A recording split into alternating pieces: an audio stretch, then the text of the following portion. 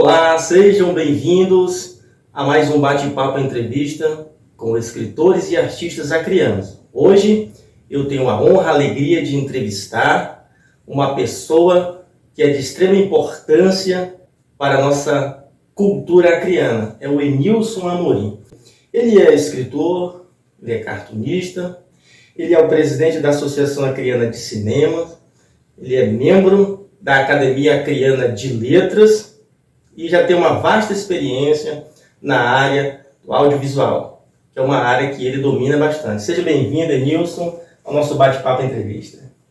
Obrigado, professor Eliseu Melo, confrade Eliseu Melo. É uma grata satisfação estar aqui falando um pouco da minha história como pessoa da arte, né? Como pessoa que resolveu abraçar a causa da arte como um sinônimo de atividade que vai enriquecer, né, uma sociedade, porque uma sociedade sem arte é uma sociedade sem direção, uma sociedade sem rumo, né? A arte ela tem essa capacidade de direcionar o indivíduo a seus propósitos e aos seus objetivos. Meu confrade, fale pra gente, por gentileza, de onde você é? Você é de Rio Branco, é do interior, você é acriano? Fale um pouquinho da sua infância pra gente.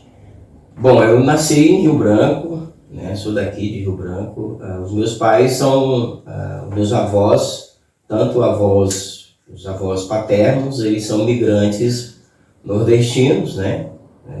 Meus avós paternos. E meu avô materno e avó materna, eles vieram do Alagoas, né, do estado de Alagoas.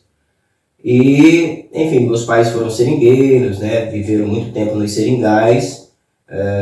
Eu sou o 19º filho, eu sou o mais jovem, o mais novo, né. A minha mãe teve 11 filhos, num tempo em que as mulheres tinham muitos filhos, né, no seringal. E os meus irmãos mais velhos, eles vieram estudar depois já de grande, 16, 17 anos, quando meu pai vem para a rua, né, como se naquela época chamava assim, né, vamos à rua, né, e aí eles resolveram mudar com o objetivo de trazer esses meus irmãos mais velhos para estudar aqui em Rio Branco. E eu, por ser o mais novo, o mais jovem, teve uma época também que o meu pai viajou para Baturité, no Ceará, e me levou, né, e lá eu estudei num colégio católico, um colégio bem tradicional. E lá foi muito importante estudar nesse colégio, porque lá tinha muita valorização com relação à arte, ao desenho, né? Mas eu descobri, os meus pais perceberam que eu tinha habilidade com desenho desde os 5 anos, né? Eu conseguia desenhar as pessoas, os objetos, cadeira, mesa, com perfeição, né? Usando perspectiva, sem ter noção nenhuma de conhecimento. Só que por eles também não ter muita, não sei, pessoas da cultura, né? Então eles não entendiam muito, eles achavam aquilo muito normal, né? Um menino com 5 anos fazer desenho de rosto de pessoas perfeita, anatomia, para eles não era muita coisa, porque eles não tinham muito conhecimento sobre isso. Mas aí o tempo se passou, quando eu cheguei nessa escola, essa escola descobriu, né, essa escola católica, e eu participei de vários concursos de desenho que aconteceu. O nome dessa escola chamava-se Escola Monsenhor Simão Filho, era uma escola no centro de Baturité, assim numa praça, tenho boas lembranças lá. E também conheci muitos artistas, né, no Ceará, passei 2 anos lá, pouco tempo, que no caso seria 2 anos. Eu conheci um cara chamado Pedro Cláudio, que ele fazia histórias em quadrinho, tudo manual, usava 2 canetas, né, usava aquela caneta esferográfica Bic grossa, preta, e depois ele usava para dar as sombras, aquela caneta esferográfica preta bem fina. E ele fazia os gibi, né, do Conan, do Capitão América. E toda vez que eu saía daquele colégio, eu via aquele cara comercializando aquele gibi, né? Eu achava que era uma coisa de editora mesmo, né? E aí eu comprei aquele livro e eu perguntei, eu achei estranho, porque parecia muito desenho mesmo assim. Aí ele falou, não, é eu mesmo que crio o roteiro, é eu mesmo que que faço os desenhos, e aí eu tenho uma copiadora lá em casa, uma máquina de Xerox, e aí eu imprimo frente e verso, monto os livros e vendo. E aí foi quando eu conheci ele, estive na casa dele, era um cara que desenhava muito bem, era um exímio desenhista. Depois eu estive em Fortaleza, vi muitos artistas, né? Conheci muitos pintores. E aí, como eu já desenhava, eu me encantei ainda mais com essa coisa do desenho. Aí o que aconteceu? Quando a gente retorna para Rio Branco, eu tenho contato com um chargista chamado Emanuel Cândido do Amaral. Era um chargista que trabalhou nos anos de 86 até 88 num jornal chamado A Folha do Acre, que era um jornal impresso muito famoso, né, que quem criou esse jornal foi um ex-senador da República chamado Mário Maia. Ele era um médico e ele foi um dos caras que criou a Frente Popular. Essa nomenclatura chamada Frente Popular foi criada por esse cara chamado Mário Maia. E nesse jornal tinha esse caricaturista chamado Emanuel Amaral, um dos melhores caricaturistas que eu já vi na minha vida, né? Ele tinha um jeito satírico muito forte para criticar o sistema, para criticar a sociedade e também os políticos, né? E eu comprava esse jornal A Folha do Acre, era um jornal encantador, e eu ficava copiando as caricaturas desse cara. Eu tinha vontade de conhecer ele, né? Cheguei a conhecer uma pessoa muito educada, muito bem preparada intelectualmente, um artista versátil, não era só cartunista, né? Porque a caricatura é uma coisa, o retrato é coisa, a paisagem é uma outra coisa, então são coisas assim um pouco distintas, né? E ele era um excelente retratista, além de caricaturista. Normalmente os caricaturistas eles não sabem discernir. Quando você manda um caricaturista fazer um retrato seu, daqui a pouco ele está distorcendo tudo, né? Crescendo o nariz, aumentando o olho ou diminuindo o olho, dependendo da forma. Mas ele tinha essa coisa de dominar. Quando ele ia fazer um retrato, ele fazia um retrato mesmo. Então era um cara muito centrado naquilo que fazia, dominava vários segmentos na área da arte. E aí eu me apaixonei, e aí quando a gente foi morar no Taquari, que eu sou da periferia, né, sou uma pessoa, eu passei por pobreza, né, teve esse momento bom na minha vida que eu tive no Ceará, mas depois teve um momento de sofrimento, né, então a gente foi morar no Taquari, no bairro periférico, conviver com pessoas, usuários de droga, pessoas que, não é? Mas eu tinha já em mente essa educação interior, né? Às vezes meus amigos tomavam outro rumo e eu, não, isso aí não é para mim, né? Eles iam para os bares, né? E tudo, e eu ia para outro lugar, né? Meu negócio era desenho, era arte. E eu escrevi o primeiro livro, que era um livrozinho de historinha em quadrinhos chamado A Turminha Infantil. Você lembra quantos anos você tinha nessa época, Henrique? 12. 12 anos. Já tinha 12 anos. Então, quando eu escrevi esse livro, A Turminha Infantil, eu tinha 12 anos de idade. Onde eu narrava todas as historinhas, os acontecimentos no campo de futebol com os amigos, né? E na época eu tinha um amigo meu chamado Bilu, que era um cara assim moreno, mais moreno do que eu. E aí tinha o Manel, que ele era um ótimo jogador de bola, de futebol. Tinha o Jean, né? Enfim, eram aquelas histórias com os amigos. Tinha a meninazinha, né? As garotinhas também, na época da adolescência, chamado Sueli, né? E outros personagens que eu fui criando. E aí eu encadernava. Tinha um amigo meu chamado Elias, que hoje é uma pessoa, um político, né? Trabalha nessa área da política. E ele era guarda-mirim. Na época, trabalhava na Secretaria da Fazenda. E lá na Secretaria da Fazenda tinha aquelas máquinas impressoras de Xerox. Então eu fazia o seguinte: você tem aqui um papel A4, né? Aí eu fazia aqui os quadrinhos tudinho no A4, né? Frente e verso, né? E aí quando dobrava, eu tirava a cópia frente e verso, e aí a gente ia montando os cadernos, grampeava, tudo direitinho, né? E aí eu vendia, saía de casa em casa, esse meu amigo tirava as cópias para mim, e aproveitava um momento na hora do almoço, quando todo mundo ia almoçar, ele ficava só e tirava para mim, não cobrava nada.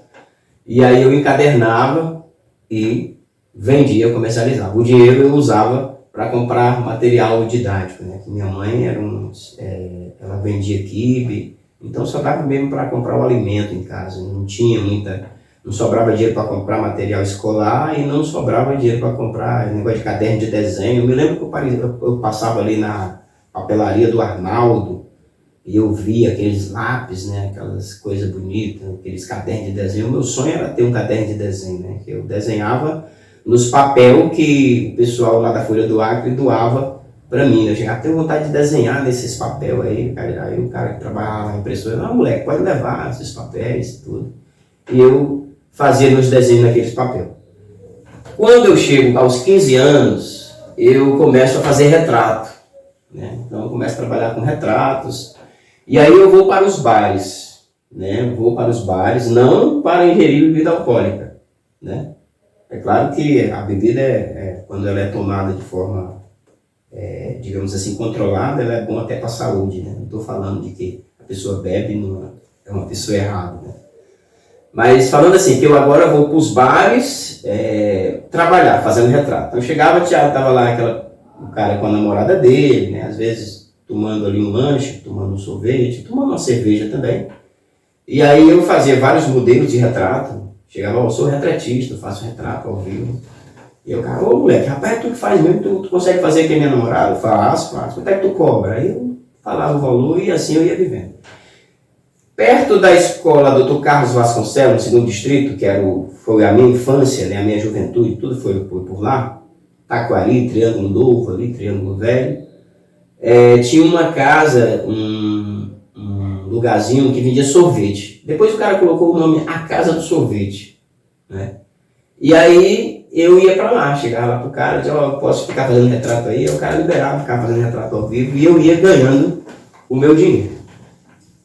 Mas para resumir a conversa, quando foi com 17 anos, o Jornal Rio Branco estava fazendo uma seleção de caricaturista, eu fui para lá, para não se alongar muito na história. E o certo é que eu fui selecionado para ser cartunista do Jornal Rio Branco quando eu tinha 17 anos de idade. E aí eu começo a minha carreira profissional como desenhista, né, como cartunista.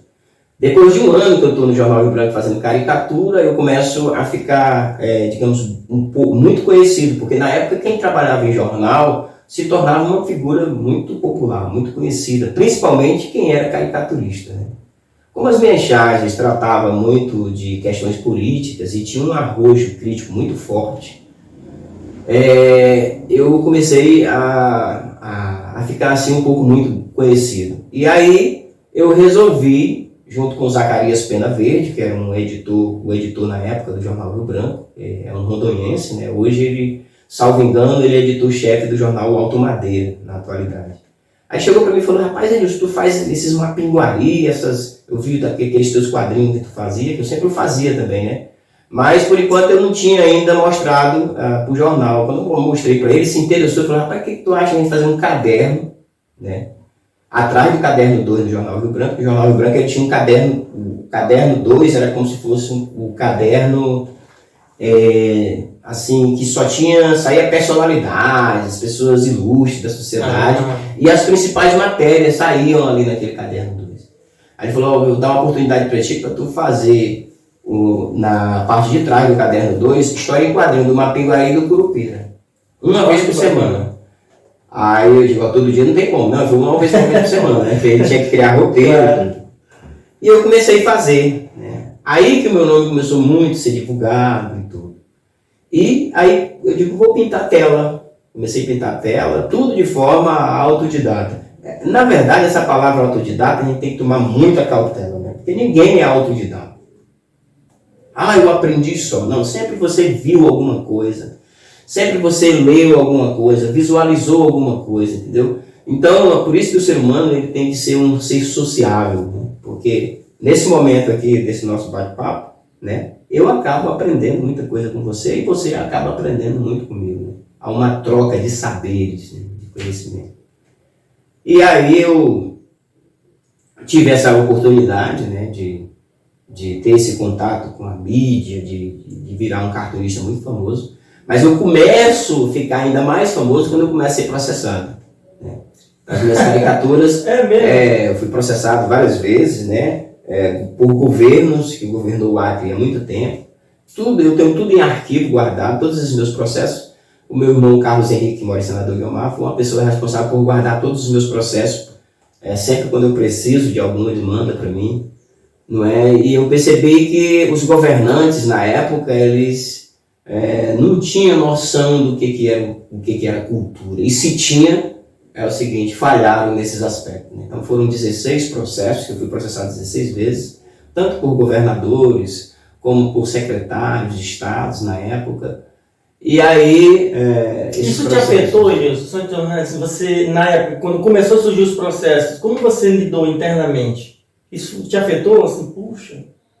Ou não? Como você entendeu isso? Isso afetou porque eles traçavam uma perseguição muito forte, né? Eu me lembro que eu andava várias vezes no centro, eu vinha andando no centro. Você vê o impacto que era nos anos 90, né? Eu vou fazer 48 anos, não sou tão velho, mas na época eu era um jovenzinho, um garoto, né? E aí eu cheguei a ser... pessoas chegou para mim e me ameaçou, né, pelas minhas caricaturas e tal, né, me ameaçou, eu vou te colocar preso ainda, né, eu vou colocar você na cadeia ainda, seu cartunista, né. Então a perspectiva desses processos era como se visse você como criminoso, Nilson, era isso? Sim, eu fui várias vezes ser interrogado, entendeu? Caramba! A Polícia Federal, eu fui até a Polícia Federal, vou contar um fato aqui, que é veraz, né? Tudo que eu estou falando aqui é bem veraz. Mas eu falo veraz porque esse foi um acontecimento assim, bem interessante. Eu fiz uma caricatura de uma personalidade e aí a pessoa me contratou para fazer, tu faz essa caricatura, eu fiz. Essa pessoa publicou, né, tudo direitinho. Eu pensei que não, eu cheguei no Jornal A Tribuna, porque eu tinha saído do Jornal Rio Branco, estava trabalhando no Jornal A Tribuna. Aí eu cheguei, entrei na recepção, a menina da recepção estava meio assim, tensa, e eu passei direto. Aí ela, Nilson, só um pouquinho. Disse, o pessoal da Polícia Federal estão aí. Eu olhei os caras de preto, né?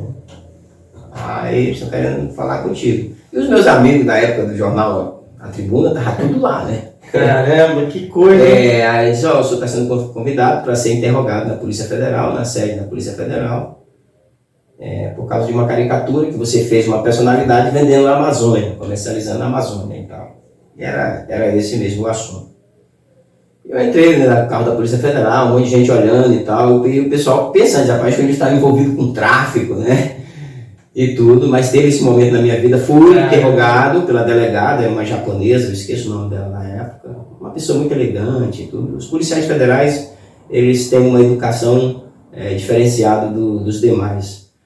E ali fui interrogado normal, né? Depois foi liberado, né? E tudo para prestar esclarecimento acerca dessa caricatura, né? Era um processo federal, porque tratava-se, a pessoa era ministro na época, não é? E enfim, e aí depois eu começo a entrar na área das artes plásticas, né? Conheço os artistas plásticos do arte, dentre eles, o primeiro artista que eu conheci mesmo foi o Dalmir Ferreira, né? Eu tenho um carinho muito especial por essa figura, uma pessoa que eu me inspiro muito nele, né? Nas artes plásticas, me ensinou muitas coisas na vida, né? Uma vez, eu me lembro que eu montei uma exposição no extinto Museu de Arte, né? Porque ali na Biblioteca Pública nós tínhamos um museu, tá? Um grande museu onde armazenava centenas de obras de arte de artistas acreanos, de artistas amazonenses, de artistas de outros lugares também, mas em especial de artistas acreanos, de Rodolfo Bader, de Garibaldi Brasil, né? Desses grandes artistas acreanos. E eu fui fazer uma exposição lá, e a exposição tratava sobre a vida do seringal, né? E aí eu fiz um seringueiro, né? E aí o Dalmir era o curador, né, da exposição, e ele foi olhando para as minhas obras. E aí o seringueiro que eu fiz, ele estava muito forte, muito gordo, e ele parecia mais um empresário do que um seringueiro, né? Aí o Dalmir falou, olha, é o seguinte, você vai passar vergonha, um seringueiro normalmente ele é um cara que caminha muito nos varadouros, ele trabalha dia e às vezes, muitas vezes à noite. Então ele é um cara magrinho, o cachorro dele não é igual esse cachorro que tu fez, né? Parece um cachorro de madame. Então eu sugiro que tu viva no seringal, porque meus pais viveram no seringal, meus irmãos mais velhos, mas eu não, né? Eu já fui na migração, né? Que meu pai sai do seringal e vem para a cidade, então não tive muito contato. Então o Dalmir me aconselhou, você vai para o seringal, você passa a conviver com o seringueiro e tudo, e assim eu fiz, não é? Fiz o que ele me pediu, porque você não pode fazer uma coisa se você não tiver vivência daquilo. Eu não posso pintar os índios ou qualquer tribo indígena sem antes estar junto com eles, estudar a culinária deles, né? Participar dos rituais deles, né? Conhecer a comunidade, a cultura, como funciona aquela estrutura social indígena, né? Para você também, você depois traçar um retrato daquilo, né? E, enfim, a gente vai aprendendo com as pessoas e o livro surge assim. Como surge o livro? O livro surge no momento da redação mesmo do jornal. Então eu passo a fazer história em quadrinho, eu passo a produzir ilustração, passo a produzir caricatura, charges, né, e tudo. Começo a ganhar prêmios, né?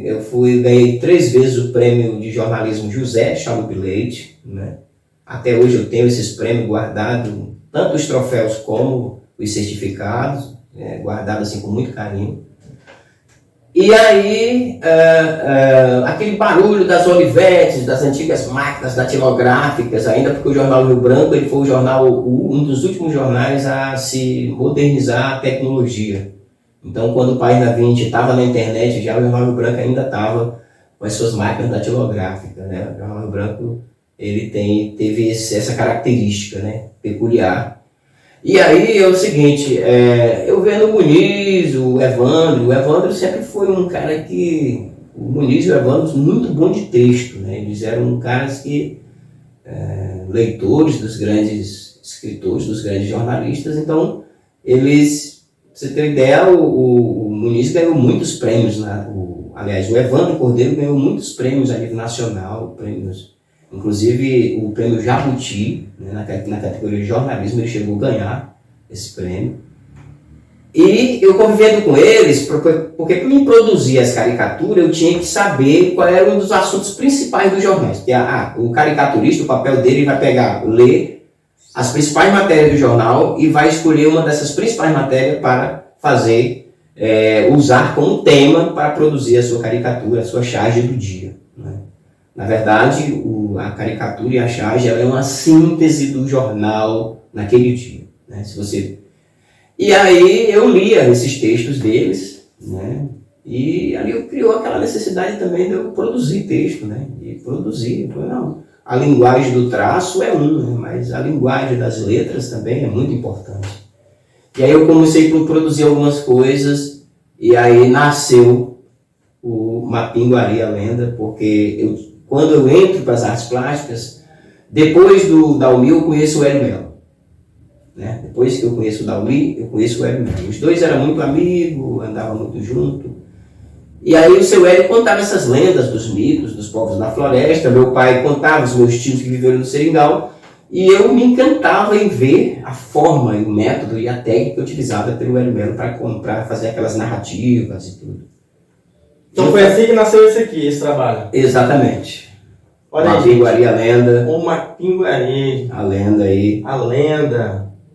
E esse livro, ele nasce a partir desse momento que eu tenho contato com o Hélio e vejo ele contando essas lendas dos povos da floresta. Consequentemente, eu produzo um material, né? Mas eu não produzo um material numa tentativa de conquistar o público adulto, né? Porque na redação todo mundo falava, o teu traço lembra muito Maurício de Souza, o teu traço lembra muito Ziraldo. Então se eu tivesse essa tua habilidade no desenho, tu escrevia para a criança. Olha a importância, né, de estar cercado de pessoas que podem nos auxiliar e nos dar um direcionamento, né, Nilson? Porque até então você nem pensava nisso no público infantil, né? Porque o jornal era mais público adulto, né? Isso. E você tem a humildade de ouvir. Eu falo humildade porque tem pessoas que ele ouve ali, mas ele não aceita, né? E você teve essa sensibilidade. Exatamente. E aí esses meus amigos, eles são pessoas, o Muniz, a Silvânia Pinheiro, Vânia Pinheiro, esses jornalistas, eles foram muito importantes. Mara Rocha, Vânia Pinheiro, Silvânia Pinheiro, Evandro Cordeiro, Antônio Muniz, né? Foram pessoas que deram essa alerta, né? Teu traço é infantil. Escrevi o Mapinguari, a lenda, né? Esse material eu fui na Fundação de Cultura na época, desses governos que dominavam na época, que eram os governos que me processavam. Então, todo mundo já sabe o resultado, né? O trabalho foi reprovado. Não, seu Mapinguari, ele parece mais um ursinho de pelúcia, ele não condiz com o mapinguari do fulano, com o mapinguari do Beltrano, né? O grande problema dessas pessoas que pensam dessa forma, eles acham que só existe uma forma de produzir arte, né? É como no período clássico, né? Então a arte tinha um direcionamento, perspectiva, luz, sombra, tinha que se aproximar muito do belo.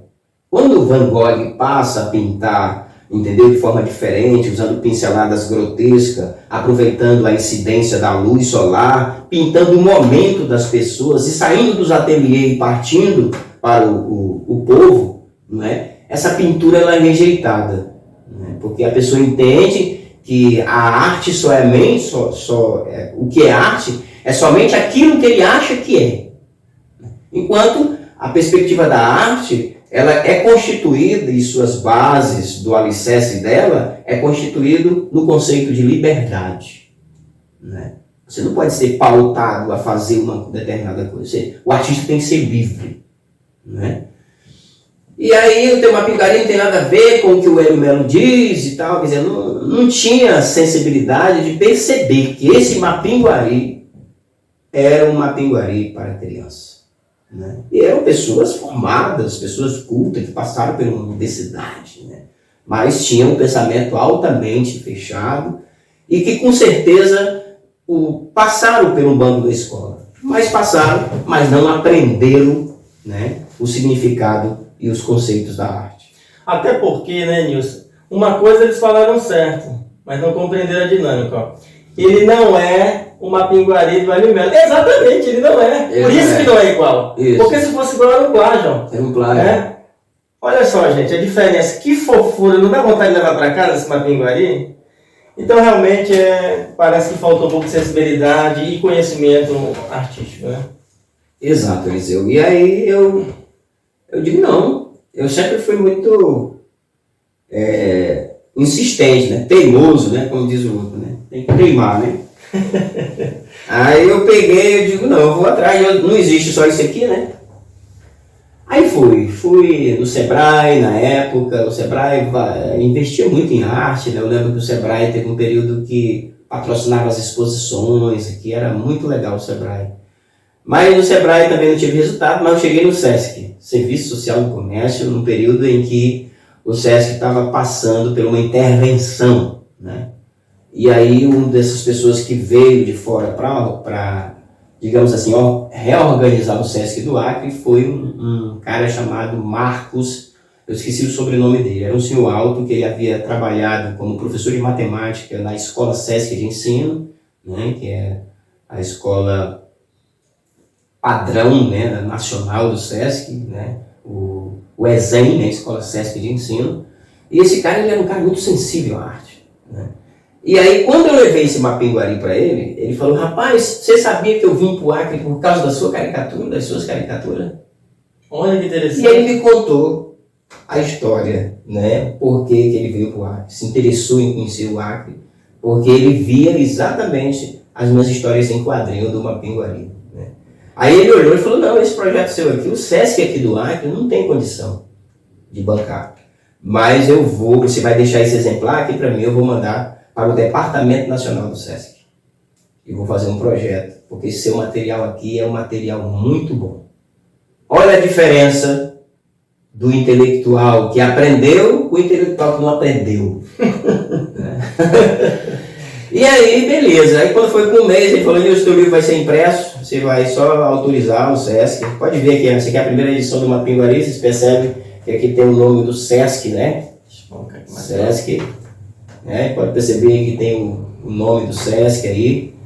E, enfim, meu Mapinguari foi lançado e depois a própria Fundação de Cultura na época, né, que já tinha um novo presidente, né, que esse presidente ele já era uma pessoa já mais, digamos assim, diferenciado do que era daquele grupo que estava, né, que era não vou falar o nome porque isso aqui não tem nada a ver, mas era uma pessoa sensível e chegou a comprar uma quantidade de exemplares desse mesmo Mapinguari que foi reprovado pela mesma instituição pelo qual havia adquirido o trabalho e mandou para as escolas públicas, né, para os professores usarem como atividade extra classe, né, para que os alunos pudessem ter acesso ao material produzido pelo Acriano. E aí depois a FEM vem e apoia a segunda edição, com a capa vermelha, né, do Mapinguari a Lenda, né, essa segunda edição, que também tem uma venda recorde. Que ficou maravilhoso, hein, Nilson? Ficou muito bonito, né? Aí você percebe que a gente aperfeiçoou os traços, né, do desenho, né? Porque esse um novo formato. Eliseu, um outro detalhe. Essa primeira edição aqui esse desenho foi feito com caneta Bic. É mesmo? Esferográfica, caneta Bic esferográfica, os traços. Escaneado no scanner e pintado no Photoshop. Mas todos esses traços foram feitos com caneta Bic preta. E ficou perfeito, hein? Poxa. É um trabalho realmente de profissional, né? Olha isso, de quem sabe, ó. Parabéns pelo seu trabalho. E esse aqui também ficou... isso aí já foi desenhado na mesa digital, né? Na mesa digital, os traços desenhados em forma de vetor, né? Em programas profissionais, porque aí já é uma nova fase do artista, onde ele domina essas técnicas de animação e de desenho mesmo digital. E não parou por aí, gente. Parece que ainda tem mais. Ganhou uma terceira edição, Nilson? Foi isso? Ganhamos uma terceira edição, né? A editora da Universidade Federal do Acre se interessa pelo material, não é? Vocês podem ver aí, EduFac, né? Aí vamos ver aí se o Mapinguari que foi rejeitado no passado, agora alguém vai ter que engolir, né? Porque é a editora da Universidade Federal do Acre, onde se produz conhecimento científico, resolve lançar o livro Mapinguari a Lenda, né? Então, vamos ver aí quem é que estava errado aí, né? Será que é uma questão... Você vê, o mundo gira, né, Eliseu? O mundo gira. As coisas vão girando, e aí a gente não pode rejeitar. Quando alguém chega com uma ideia, a gente nunca pode rejeitar. E outra coisa, né, Nilson? Você está passando uma lição para a gente, principalmente para os jovens, adolescentes, os adultos também dos nossos dias, que nós estamos na era da velocidade, do fast food, do rápido. Não desistir dos seus sonhos. Porque, vejam só, o Enilson pegou a porta na cara, teu trabalho não é bom, mas ele acreditou. Então, eu aproveito até para dar uma dica aqui, gente, para ver se do gancho dele, ó, que nós temos que ter independência emocional e saber o que a gente quer. Porque se ele fosse depender da opinião do outro, até hoje a gente não seria presenteado, melhor dizendo, com esses trabalhos riquíssimos, né? Você tem que acreditar no nosso trabalho, né? Tem que acreditar. Você que é adolescente, você que é um jovem que ama a arte, você não pode desistir dos seus objetivos, né? Existem muitas pessoas que foram rejeitados, seus trabalhos foram rejeitados. Se você vê a biografia do próprio Maurício de Souza, né, que foi o primeiro personagem que ele criou foi o Bidu, o cachorrinho, né, ele vai dizer nos seus depoimentos também que as suas histórias em quadrinho foram rejeitadas até ele chegar, bater numa porta e alguém abrir. Assim foi Ziraldo, assim foi os grandes nomes da literatura infantil brasileira. Nilson, e eu aprendi que esse tipo de situação que ocorre conosco é um teste da inteligência universal, sabe? Parece que no momento que acontece a gente não compreende, né? Mas depois que a gente vai se conectando com a espiritualidade, né? A gente vai aprendendo que a própria inteligência universal, que a gente chama de Deus, nos testa para ver se é aquilo que a gente quer mesmo. Isso. Porque aí quando a gente entende esse mistério, a gente, caramba, é isso que eu quero mesmo. Aí essa inteligência universal, ela se encarrega de começar a criar caminhos por intermédio do próprio artista, né? Mas antes da gente entrar nesses novos trabalhos, tem mais trabalho, gente, aqui do Enilson. Eu queria aproveitar a sua fala, Enilson, dessa rejeição que ocorreu. Na sua percepção, por que as nossas autoridades... Porque assim, nós temos muitos escritores, muitos artistas plásticos, pintores, enfim... Na sua percepção, por que as escolas não estão recheadas de livros dos nossos escritores acrianos? E a ênfase maior é Monteiro Lobato. Não é que não possa usar os autores nacionais ou internacionais, devemos conhecê-los. Mas deveria ter uma valorização, né, da nossa cultura local. Por que você acha que isso não ocorre? Eu acho que o grande alerta também para nós... Eu sou da Academia Acreana de Letras, né? uma instituição que me orgulha, né, pertencer a essa entidade. Mas as outras instituições, eu acho que a gente, às vezes, também é meio pacífico, né? A gente precisa também dizer para eles, comunicar para eles que a gente precisa, né, que alguém crie projetos, que alguém desenvolvam atividades, entendeu? E que o Estado tem que abraçar a causa. O problema não pode ser uma política de governo, né? Tem que ser uma política de Estado. Então, por exemplo, tem que reformular uma legislação, né? Colocando o Estado na parede para que ele mesmo seja obrigado, tá entendendo? A produzir atividades desse tipo que você fala, entendeu? Não, o Estado vai adquirir uma quantidade X de livros de escritores acreanos, é o seguinte, para ser enviado para as escolas de primário, né, a escola base, né, e usar esses autores acreanos, é o seguinte, para as crianças também, né, no universo infantil da criança, da aprendizagem, levar o autor para a escola. Há entidades que já fazem isso, né? A SLA, eu já vi muitas coisas que a SLA fez, eu já vi muitas atividades que a própria Academia Acreana de Letras fez, mas não adianta só as instituições. Entendeu? As instituições não têm, inclusive, poder para fazer isso, né? Agora, se o Estado entra, né, aí isso se torna uma coisa mais forte, né? Se torna uma coisa mais alicerçada, né? Então é necessário que o poder público, através do nosso pedido, das entidades, é o seguinte, tome essa iniciativa. Por exemplo, você chega numa escola, você vê alguns exemplares dos escritores, mas lá na biblioteca pública. Mas se você for nas escolas públicas, você não vê esse material. É por isso que quando eu faço os meus projetos, eu coloco a contrapartida do Estado, a doação dos meus livros, para os cantinhos de leitura e tudo. Mas a quantidade, por ser muito pouco, não chega a abranger as escolas. Não é? É verdade. Então é necessário que eu acredito que o caminho é aumentar, né, os investimentos na cultura. Se você tem um edital com um investimento maior, você tem possibilidade de fazer um projeto maior, entendeu? Inclusive para fazer doação dos livros mesmo. Porque você pode fazer um projeto onde o próprio Estado já cede o recurso, né, para você estar vendendo esse material para o Estado. O Estado já pode comprar antecipado através de um projeto. Mas para isso a gente precisa de um edital com maior recurso, com recursos maiores, né? E aí tem esse ponto. O outro ponto também é a falta de cultura das próprias autoridades, né? Porque às vezes o cara foi para a universidade, ele estudou, entendeu? Mas ele não tem cultura, porque cultura era diferente, entendeu? Tá certo? E outra coisa, essa coisa de você constituir e dizer educação e cultura, tá errado. É cultura e educação, né?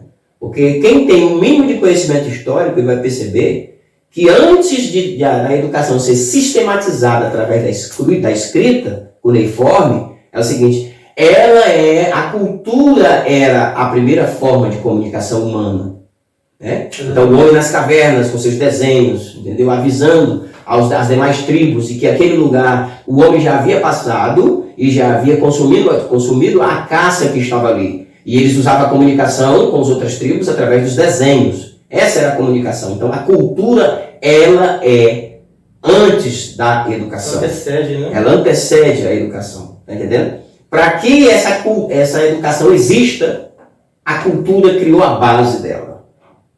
Criou o alicerce dela, né? Então, na proporção que o homem vai descobrindo que aqueles desenhos podem ser transformados em símbolos, em outros símbolos, né, para sistematizar, né, para suprimir aquela imagem através das escritas surgido ali na região da Mesopotâmia, entendeu? E aí depois o homem vai sistematizar a ciência propriamente dita, aí você vai ver que tudo é fruto da cultura, da produção, assim, da arte, né, da essência, né? Então, quando o cara coloca a cultura em segundo lugar, o Estado passa a ser, assim, um grupo de pessoas que estão dominando, da própria educação mesmo, não tem conhecimento, né, das coisas. Então é muito importante a gente colocar essas coisas. Então, provavelmente por isso que essas autoridades se comportam dessa forma. Você já trabalhou como radialista ou tem projeto? Você fala bem pra caramba, hein?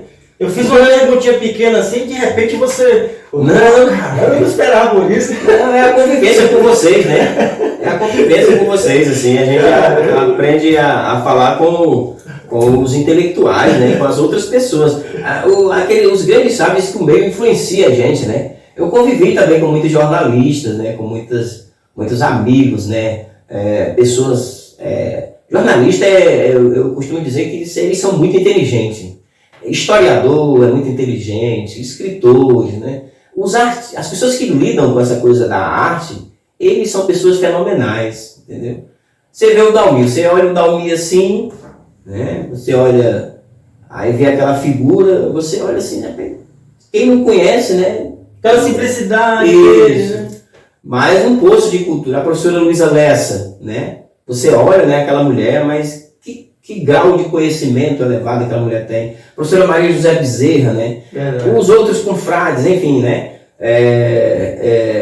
Eu acho que a convivência, a gente acaba aprendendo muitas coisas. A gente aprende a falar, a gente aprende a pronunciar as palavras melhor, a gente aprende a ler. Na verdade, nós somos sempre aprendizes em tudo. Tudo é uma aprendizagem. O cara pergunta, tu sabe desenhar? Tu desenha desde 5 anos, não sei o quê. Sabe desenhar? Não, eu sou um aprendiz. Entendeu? Porque o tanto de artista com qualidade que tem, né? Eu posso citar aí o Rivas Plata, né? Posso citar aí o Marcos Lenísio, né? É o seguinte, e tantos artistas. O Danilo de Sacre, existem muitos artistas aí brilhantes, pessoas que possuem traços maravilhosos, né? Pinturas maravilhosas, né? Escritores, né? Os mais variados, né? Eu admiro muito o Renan escreve muito bem, né? Enfim, o meio influencia a gente, né? Então eu aprendi a falar assim com vocês, né? Olha aí a humildade dele, né? De falar com vocês. A modéstia. Tá bom então. A gente aceita esse elogio e agradece. Mas vamos falar desse trabalho aqui, Nilson. Como surge esse trabalho? Clarinha e o Boto. Primeiro que eu homenageei, né, uma figura chamada Claudemir Mesquita, dedicatória a Claudemir Mesquita, abre aspas, homem Boto, fecha aspas, e tenho perdido noites de sono pensando numa forma para manter o Acre vivo. Bom, é uma dedicatória a um amigo chamado Claudemir Mesquita, mas esse livro ele surge também através de um conto, né, que o meu tio Raimundo contava pra gente, dessas histórias de Boto, né? E eu vou, claro, da minha forma, vou narrar essa história. Esse projeto já é um projeto diferenciado, onde o Estado já vai entender que a minha produção já é um período em que o Estado do Acre e seus governantes já vão entender que o meu trabalho é um trabalho extremamente propício para a sociedade, que vale a pena aprovar os projetos do Enilson Amorim. Eles já entendem o significado, os símbolos do meu trabalho, já entendem o objetivo, as características e já começam a entender, né, através do momento em que eu não vou desistindo, que eu vou continuando, né, e aí esse projeto é aprovado pela Fundação Elias Mansur, né, e primeira edição e agora também a segunda edição. A gente fala e critica um pouco o Estado, mas o Estado tem exercido um papel extremamente importante também na questão de fomentar a cultura, né? Então, seus editais, na atualidade, por exemplo, eu nunca vi. Este é uma coisa que é importante a gente falar, viu, Eliseu? Não, sim. No período em que nas outras gestões do passado, os editais, assim, o máximo de valor para publicação de livro era R$10.000, entendeu? Agora, os valores são muito mais elevados, né? Então, eu entendo que a partir do momento em que o Estado vai vendo que a cultura e vai enxergando que a cultura é importante, né? O Estado vai percebendo, né, o quão é importante investir em cultura. Né? Porque o Estado, ele é o nosso principal mecenato, né? Ele financia as produções culturais de uma forma geral, o teatro, a música, a literatura, as artes plásticas, enfim, todas as linguagens da arte, não é? Agora, é necessário que isso seja ampliado, que isso seja, digamos assim, com um maior investimento, né? Que tenha mais investimento. Então, Clarinho Boto é financiado através de um projeto de lei de incentivo à cultura, inclusive a segunda edição também, né? Foi do edital da Fundação Elias Mansur, né, que tem aí a nova gestão liderada pelo nosso grande Correinha, tá certo? E vai surgindo outros, como a Lenda da Cobra Grande, né, que era também esse conto tão interessante, né, que os nossos pais contavam, aquela história que a cobra esturrava e que o esturro dela chegava lá na igreja, não é? E que ela tinha cavado um grande buraco e que mora lá debaixo. Aí eu não sei, né? Quem sabe pode isso acontecer, né? Porque o tanto de serpente grande que tem nessa Amazônia é até duvidoso a gente querer dizer que todas essas lendas são mentiras, né? Então é muito complicado. O meu tio, Raimundo, ele cortou 50 anos de seringa. Ele falou: meu filho, o seu pai dizia que via isso, dizia que via aquilo. Eu nunca vi nada na floresta, mas eu vi uma coisa que eu nunca esqueci. Aí ele narrou, né? Foi quando surgiu também algumas coisas que ele me contou, eu coloquei nesse Mapinguari. Então ele disse que ele foi cortar seringa, e aí quando ele terminou, ele estava ele e um outro companheiro dele, né? Ele estava numa estrada, o companheiro dele numa outra estrada de seringa. E aí eles tinham uma comunicação que ele chegava nos paus assim, oco, batia no pau oco, o outro companheiro ouvia, e eles se encontravam, né, no local onde eles haviam determinado. E aí ele bateu, o companheiro gritou, e eles ficaram de se encontrar num determinado lugar, para ir para o almoço, né?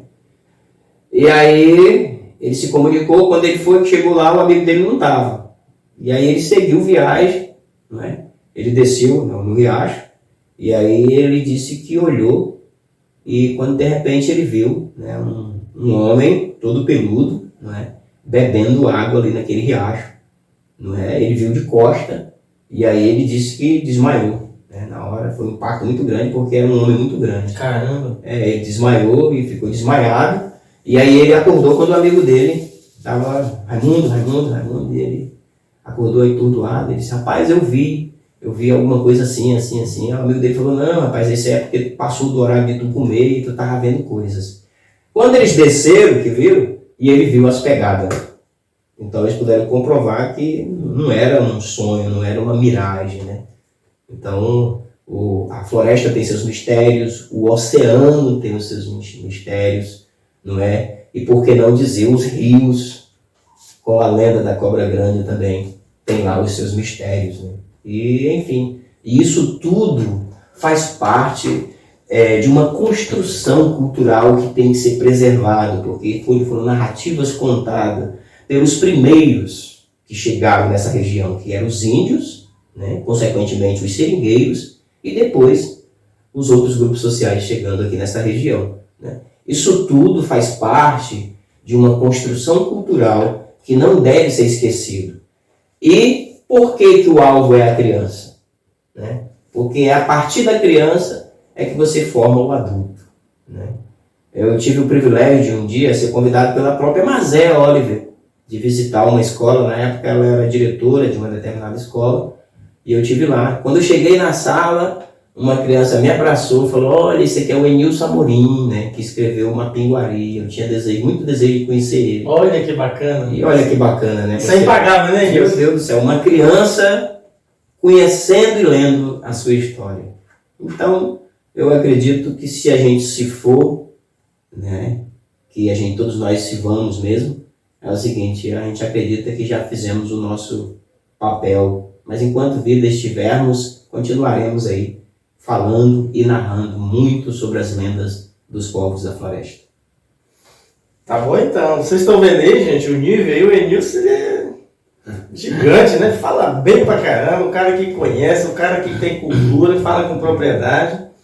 E o bate-papo está muito rico. Agora nós vamos entrar num outro momento que o Enilson é um cara eclético, é um cara da cultura, né, da valorização. Enilson, você também é um adepto de esportes, né? Isso. Você pratica um esporte taekwondo. Não sei se é taekwondo ou taekwondo, né? Uhum. Fala um pouco pra gente dessa arte, se ela é coreana, se ela é de onde ela vem, e quais os benefícios que um praticante pode desenvolver em si mesmo, né? Porque primeiro tem que passar pela gente, né? Do ponto de vista mental e físico. O taekwondo, ou o taekwondo, tanto faz, né? Como você falou, você pronunciou muito bem. O taekwondo é uma arte marcial de origem coreana, né? Ela surgiu há 2.000 anos atrás, cerca de 2.000 anos atrás, na Coreia. E, na verdade, os coreanos, eles queriam formar o rei da Coreia, né, o príncipe coreano na época, ele queria formar um batalhão de guerreiros que dominasse a técnica de mão e pé, no combate, sem usar o uso da espada quando necessário. E aí eles criaram um pelotão chamado Warando, né, que hoje até nos rituais do taekwondo, eles homenageiam bastante, né, esse pelotão de elite. Mas o taekwondo em si, ele chegou no Brasil em 1970, no Acre em 1989. Quem foi o introdutor do taekwondo, essa arte marcial, foi um goiano, um brasiliense, chamado José Carlos Gomes Guimarães, o popular mestre Juca, né? Esse mestre chega aqui no estado, o taekwondo não existe, ele é o introdutor do taekwondo. O objetivo dele era ir para o Peru, fazer uma divulgação naquela região, mas ele chega aqui porque, segundo o que eu conversei com ele, quando ele era vivo, né, infelizmente nós perdemos ele ano passado, pelo coronavírus, né? Mas quando ele chega aqui, ele falou para mim que o dinheiro acabou aqui no Acre. Foi um jeito que tem de ficar aqui até, né? E aí ele recebe a proposta, né, de um coronel, chamado Coronel Jordão, para ser instrutor da Polícia Militar, né? Porque eles percebem da habilidade que ele tinha, não só no taekwondo em si, mas com algumas armas marciais, como o nunchaku, né, como tonfa, né, que é uma espécie de bastão em forma de T, inclusive os policiais militares usam, né? Enfim, as polícias, de uma forma geral, utilizam para, digamos assim, bloquear a bandidagem.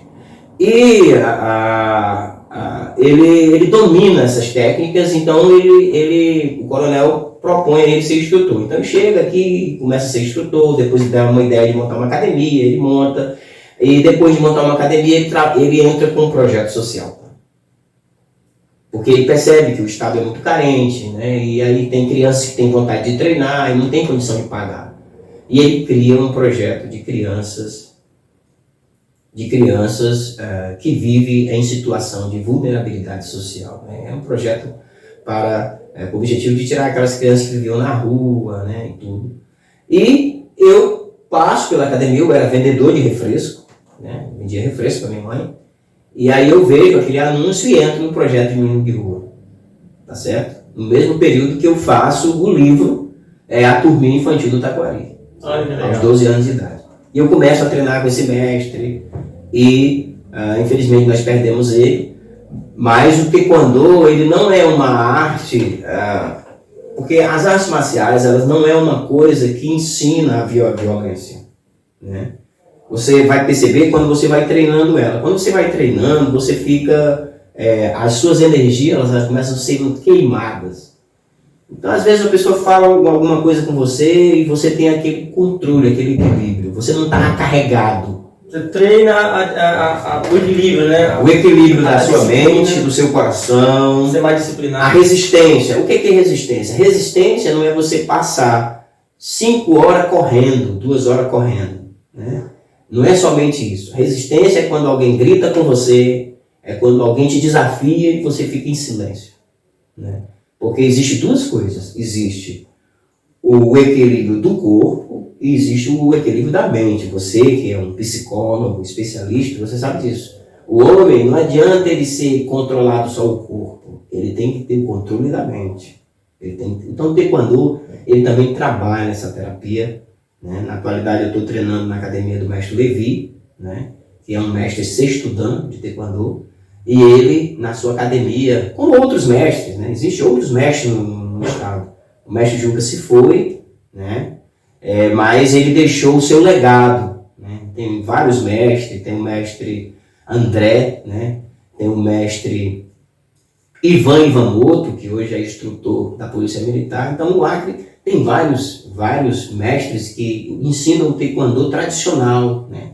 Do berço, da Coreia, né? Que tem um equilíbrio. Eu me lembro quando eu treinava com o mestre Juca, ele, no exame de faixa, todo exame de faixa, porque o Taekwondo ele tem suas faixas, né? Faixa branca, ponteira amarela, amarela, ponteira verde, verde, ponteira azul, azul, ponteira vermelha, vermelha, ponteira preta, preta. Então, todos esses exames, quando o aluno vai fazer, ele olhava as nossas notas, como é que estava na escola, como é que está as suas notas em matemática, como é que está a sua nota em português, não é? E aí ia depender da sua nota da escola, que você ia ganhar ou não a faixa, ia receber ou não a sua faixa. Se você podia ser bom ali na academia, mas se as suas notas forem baixas, você reprovava também. Então veja que ele trabalhava as duas coisas. Você precisa também ser bom na mente. O corpo é importante, mas você também, se não for bom na sua memória, na sua mente, no teu equilíbrio, entendeu? Conhecer os segredos da ciência também, da matemática, da língua portuguesa, aqui também você não vai ser. Né? Então ele ensinava muito isso. E isso foi passado para os demais mestres, né? Como o mestre Levi, o mestre André e outros mestres dessa arte marcial maravilhosa. Né? E eu treino Taekwondo até hoje porque tem essa coisa, né, de nos ensinar o equilíbrio, né, do comportamento moral, ético, o respeito também aos mais velhos, né, que isso tem se perdido ao longo do tempo. Você chega numa tribo indígena, por exemplo, os outros membros da tribo respeitam o pajé. Não é? O respeito às autoridades religiosas, nós devemos respeitar. Nós perdemos muito isso. Né? O respeito à figura do presidente da república, dos governadores de estado. Nós precisamos respeitar essas pessoas. Não é? Porque nisso nós andamos em equilíbrio. Claro. Né? Nós respeitamos os nossos confrades, né? Na confraria nós respeitamos. Claro. Respeitamos todos, entendeu? E isso o Taekwondo ensina, mano. Respeitar o mais graduado, né? Um faixa vermelha respeita um faixa preta respeita o seu mestre, entendeu? E assim a gente vive numa sociedade em equilíbrio, porque se não existir esse respeito, a sociedade entra num desequilíbrio moral, ético, físico, mental, entendeu? Aí vira o caos, como diz os próprios filósofos Sócrates e Platão. Verdade. O próprio apóstolo Paulo, né, Nilson, ele aconselha os irmãos de Roma, os cristãos primitivos, a respeitar as autoridades, porque na época havia muito conflito e era confundida a questão do Estado com a religião ali, né? Isso. E ele falou, não vamos confundir as coisas, as autoridades são constituídas por Deus, né? Então, vamos, né? Nilson, agora, você, enquanto presidente da Asacine, né, que é a Associação Acreana de Cinema, gostaria que você falasse um pouquinho o que é essa associação e qual é a perspectiva de trabalho para o nosso público entender um pouquinho mais sobre a Asacine, falar um pouquinho do projeto que vocês desenvolveram, né, o Festicine Mulher, para o nosso público. Bom, a Asacine é a Associação Acreana de Cinema. Né? Essa instituição ela tem 38 anos de existência, né? Ela é um apêndice, ou seja, um fruto de um grupo chamado Ecaja Filmes, que era Estúdio Cinematográfico Amador de Jovens Acreano, fundado por 3 grandes pilares do cinema acreano. O primeiro deles, Adalberto Queiroz de Mello, né? É o seguinte, o Tony Van, né, que é o Antônio Evangelista, e o principal deles, que é o Teixeirinha do Acre, né? Que é o apelido Teixeirinha do Acre, mas o nome dele era João Batista Marques de Assunção. Então esses foram os 3 grandes pilares do cinema acreano. Então eles fundam o ECAJA, depois do ECAJA vem a Asacine. A Asacine tem um papel representativo de representar a sociedade acriana no quesito do audiovisual. Toda a produção do audiovisual é o seguinte, tem um direcionamento para a Asacine. Ela é a instituição representativa de todo o segmento do audiovisual. Existem outros grupos, mas a Asacine, ela é a instituição que representa o audiovisual no estado do Acre. Eu fui eleito a primeira vez, fui reeleito, né? Meu mandato vai até dezembro de 2023, né? E, claro, evidente, vai surgir um novo presidente, porque o nosso estatuto só permite 2 candidaturas, 2 vezes, né? Você ser eleito e reeleito. E a Asacine, ela trabalha com editais. Nós, na minha gestão, nós trabalhamos com editais. Então, os editais da prefeitura, os editais do governo, nós participamos produzindo os chamados festivais. Porque a Asacine foi a instituição, juntamente com esse ECAJA, que vão dar ideia, até para a Universidade Federal do Acre, de produzir os primeiros festivais.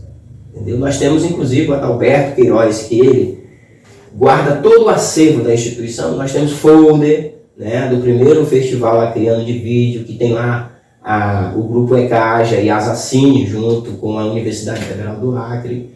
Então, todo esse legado cultural voltado ao audiovisual, a Asacine sempre esteve por perto.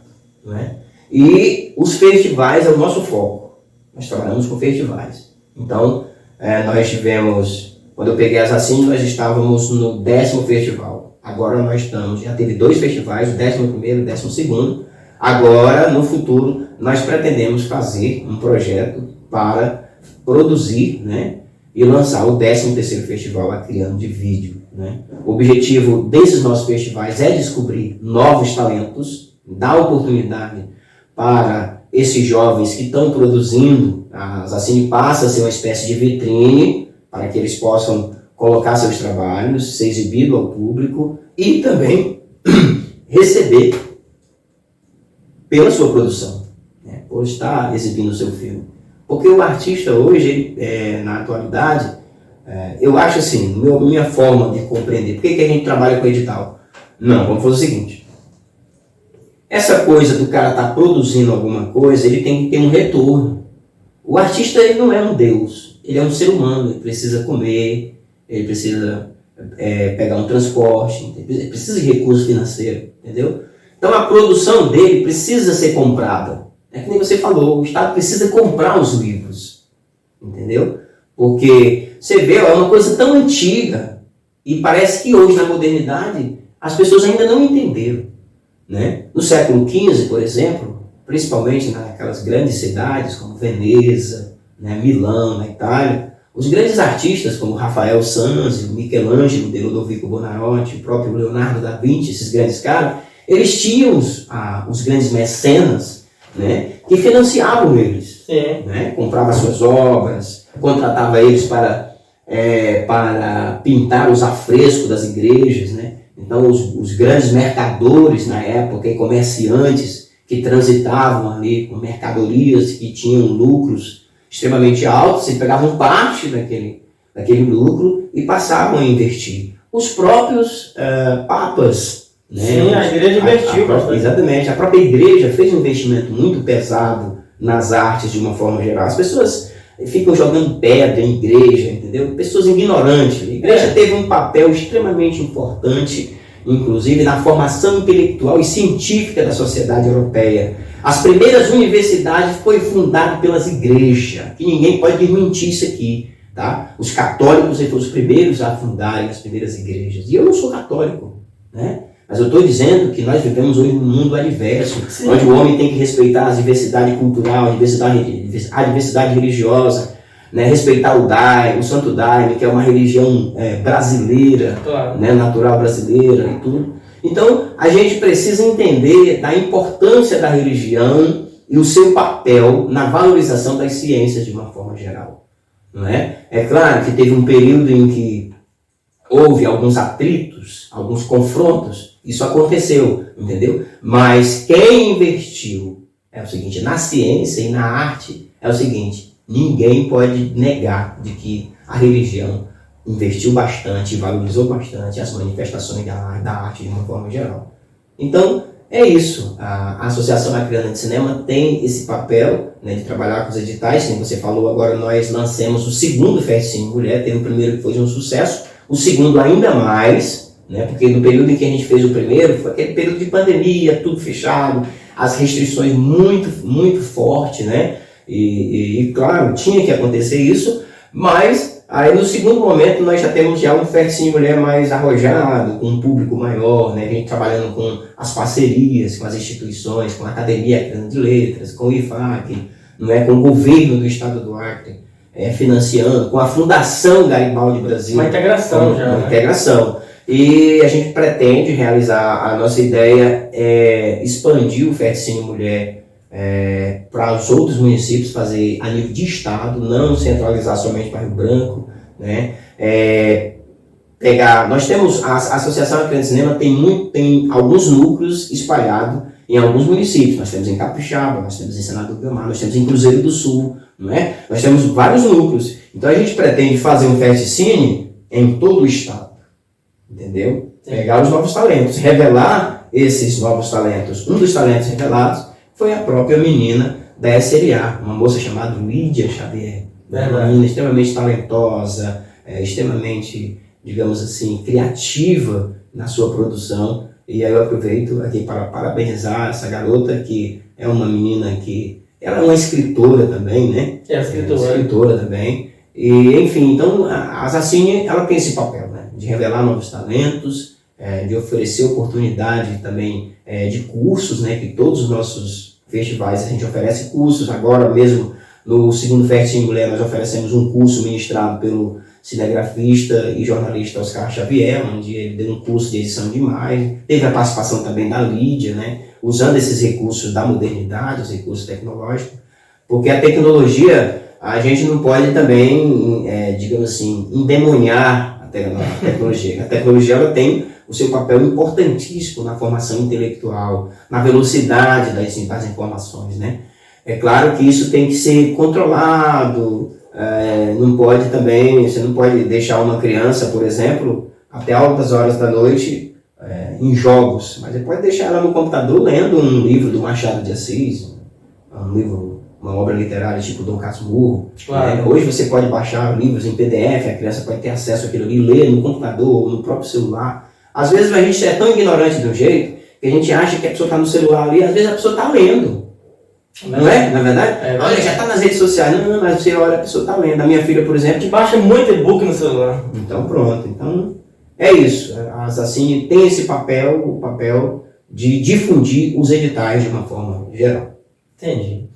Enilson, olha, é um prazer muito grande, cara, ter nesse bate-papo contigo. Prazer. Mas, como tudo que é gostoso, a gente lamenta quando encerra, né? Eu estou lamentando, estamos finalizando. Mas antes de finalizar aqui, eu queria que você deixasse para o nosso público e quem está nos assistindo as suas considerações finais. E quem quiser lhe conhecer melhor, as suas redes sociais, onde adquirir seus trabalhos, ou a Zacine também, fique à vontade. Né? Bem, primeiramente eu quero agradecer a oportunidade de estar participando aqui desse bate-papo, né? O meu amigo Adalberto Queiroz também tinha falado também que ia participar, não sei quando, não sei a data. E aí sobre o cinema, ele vai ter ele é um poço do conhecimento do cinema e vai ter uma oportunidade para conversar, para dar mais detalhe para vocês, porque o Adalberto é uma figura muito ilustre, né? E é um símbolo do nosso cinema acreano. Sobre esta oportunidade, estou muito grato de estar aqui, reforço. E dizer que os meus livros você pode estar adquirindo na Livraria Paim, um livreiro, tão famoso livreiro Paim, você pode estar adquirindo. Faltou ressaltar também que alguns desses livros também foram adaptados para animação, mas numa outra oportunidade, que o nosso papo demorou muito, numa outra oportunidade vamos falar um pouco das minhas animações, que eu trabalho também com desenho animado. Dizer que sou muito feliz e o recado que eu dou, sou muito feliz por ter essa oportunidade de estar produzindo meu trabalho, né, divulgando e tudo. Eu gosto muito da arte, eu sou um amante da arte de uma forma geral. E dizer para você, né, que gosta de arte, que gosta de literatura, de teatro, de dança, das artes plásticas, da literatura, tá certo? Que se você sonha, continue a sonhar, né? Porque, como diria o Ferreira Goulart, às vezes eu me lembro que ele fala o seguinte, que a arte é uma das mais belas de todas as mentiras. É um pouco pesado isso, né? Mas o que ele quis dizer? Quando eu olho para você, né, que está me ouvindo e faço o seu retrato aqui, né, você é o real, né? Mas esse desenho que eu fiz é uma mentira, mas é uma mentira que vai revelar uma verdade. Quando alguém vai olhar, rapaz, parece com fulano, é o fulano. Uma representação. É uma representação da verdade, não é? E o ser humano não vive sem arte. Nós consumimos arte, né? Arte terapêutica, né? Exatamente. Você chega na rua, no centro da cidade, você vai ver a arquitetura, né, do palácio do governo, você vai ver o modelo arquitetônico da Assembleia Legislativa, você vai ver o modelo arquitetônico do quartel da Polícia Militar. Aquilo ali tudo passou pelas mãos de um artista, por um arquiteto que traçou as linhas, né, que coloriu o ambiente, né, que fantasiou aquilo, né, e transformou a fantasia numa realidade, né? Então, a arte tem essa capacidade. Então, que você nunca desista dos seus sonhos e continue a trilhar nesse caminho, que com certeza você será mais uma pessoa feliz como eu e como Eliseu também, e todos os membros da Academia Acreana de Letras, da SLA e de outras instituições, dentre elas a própria Associação Acreana de Cinema. Assim, forte abraço. Gente, para vocês que ainda não nos seguem no canal, que não é um seguidor, um recadinho rápido, é uma forma de você nos financiar sem colocar a mão no bolso. Você se inscreve no canal, você comenta, divulga o nosso trabalho para os amigos, isso é uma forma gratuita de você nos patrocinar e a gente fica muito grato se você nos ajudar nesse trabalho. Esse foi mais um bate-papo entrevista com escritores e artistas acrianos, que é uma realização da Sociedade Literária Acriana. Um forte abraço, beijo no coração e a gente se encontra no próximo entrevistado.